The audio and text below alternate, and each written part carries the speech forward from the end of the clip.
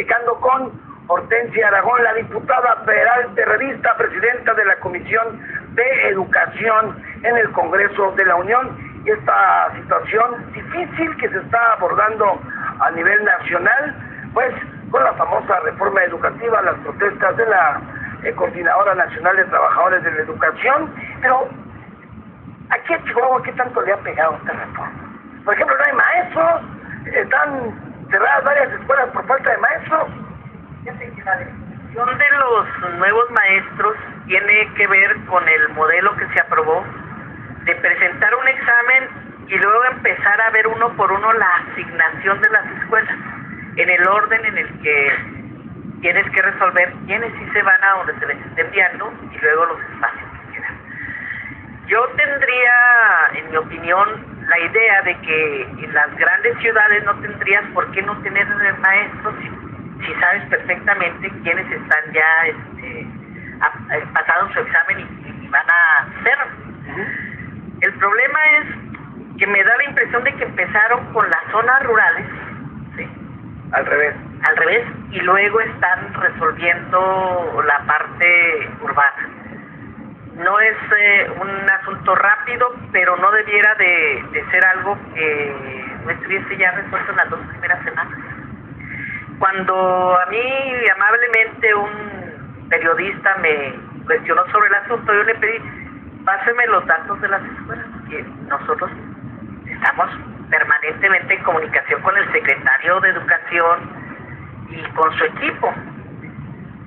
La verdad es que la respuesta que nos da el enlace de educación es: estamos en el periodo de asignación de plazas y por lo pronto la directora y no sé quién, la directora va a atender un grupo y otra maestra van a juntar 2 grupos. O sea, esa no era la solicitud de que se resolviera el problema dándole 2 grupos a cada maestro.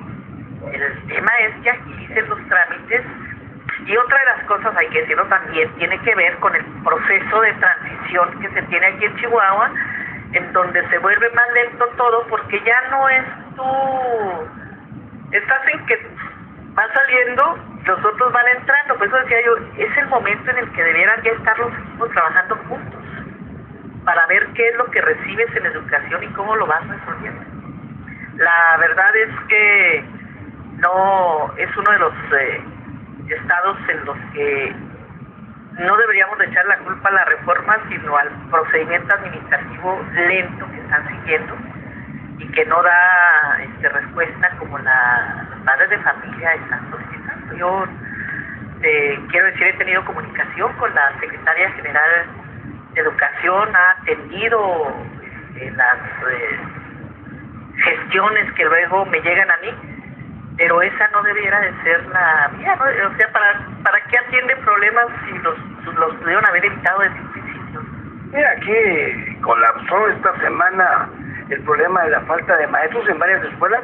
Está el de la Repsamen, Enrique C. Repsamen, donde los padres colocaron, cerramos por falta de maestros, y luego resulta que también cierran otra escuela, la Gonzalo Arreyes, y luego la Margarita Maza de Juárez, y otras tantas escuelas sin maestros, por eso, porque no han asignado las famosas plazas y que no hay dinero para pagarlas.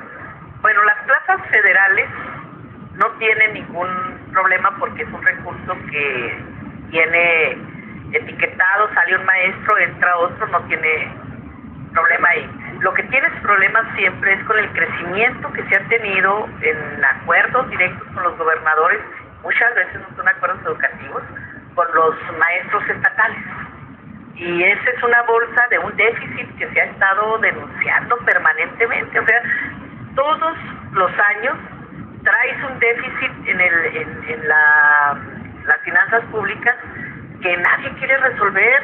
Tienes que ajustar las cosas. Yo creo que el gobernador entrante tiene que sentarse con el sindicato de maestros en el estado, pero también tiene que acordar que hay límites en los excesos, y puedes estar hablando de compromisos que en sexenios anteriores se hicieron, pero el déficit presupuestario se convierte a la larga en más deuda económica para el Estado y alguien tiene que resolverlo con voluntad política y además con el acompañamiento de las fuerzas en el Estado, las fuerzas políticas en el Estado.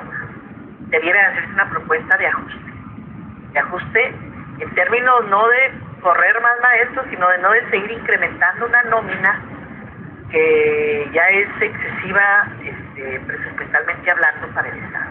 Si no consigues subsanar ese déficit que trae el Estado de Chihuahua,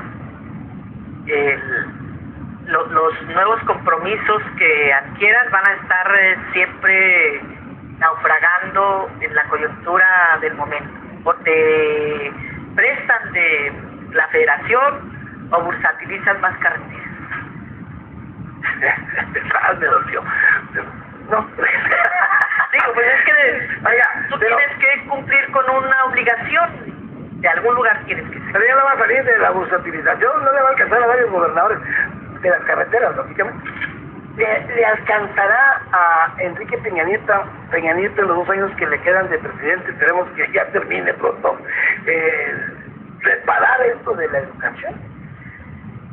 Yo creo que hay quienes asesoran al presidente de la República diciéndole que si cede en algo, se va a ver débil. ¿En qué lo asesoran? Pues lo trajo a Donald Trump, que usted también se dejó caer en la crítica. ¿Quién lo criticó? ¿Usted cree que lo van a asesorar en la educación si se ve débil? Bueno, lo asesoran mal.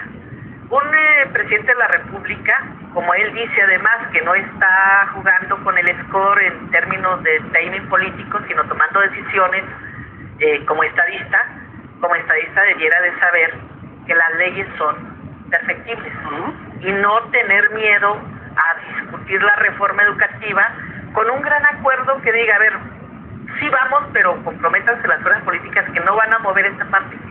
Esto que es el fondo del problema y a donde sí, todos los maestros están planteando, hasta ahí llegamos, perfecto. Pero hay quienes le dicen que eso sería una muestra de debilidad, como si el señor tuviera ya muchas fortalezas. Digo, ya no, a estas alturas no tiene por qué preocuparse si a alguien le viera una debilidad más, ¿no? Y sobre todo que esa debilidad, como que está bien pelo el gato, ya no sé. Si esa debilidad va a resolver un conflicto, va a resolver un problema que al final de cuentas no está afectando ni a la gente ni a los maestros, está afectando a los niños, niñas y adolescentes de este país, que se dice muy fácil, pero tirar 4 meses de educación a la basura, esa es una tragedia.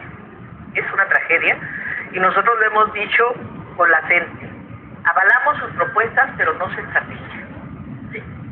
Y para nosotros es perfectamente factible estar en el salón de clases y tener a sus dirigentes negociando en la mesa. Eso incluso les da más peso moral para que sean socialmente más aceptadas sus críticas a la reforma educativa. De otra manera, como siempre, pagan las generaciones de jóvenes y de niños en este país las faltas de voluntad política. Sí. Dice la señora Rosaura Armendáriz: estoy en el caso de que no hay maestros en la primaria Enrique Repsamen. Nos faltan 3 maestros y nos dicen que están condicionados en el Departamento de Educación. Y de lo que le estaba yo comentando de esta... Comisionados ahí están. No hay nada, pero bueno, a ver que el lunes lo solucionan, pero a ver qué es lo que sucede. ¿Qué tal? Bueno, ahí está lo del diálogo con los jóvenes anoche con el presidente. Hijo, se ve más armado esto que... Con Hillary Trump. Bueno, diga, esa pregunta estaba esperando precisamente cuando le dicen sobre el encuentro de Donald Trump. Digo, por favor, hombre. Bueno, yo creo que algunos sí se chupan el dedo todavía, ¿no? Bueno, yo creo que fue un diseño mediático muy cuidado, una falta de respeto a la inteligencia de los y las mexicanas. Me parece que no se cambió el formato, se le sacó la vuelta a un informe que no tiene nada que informar.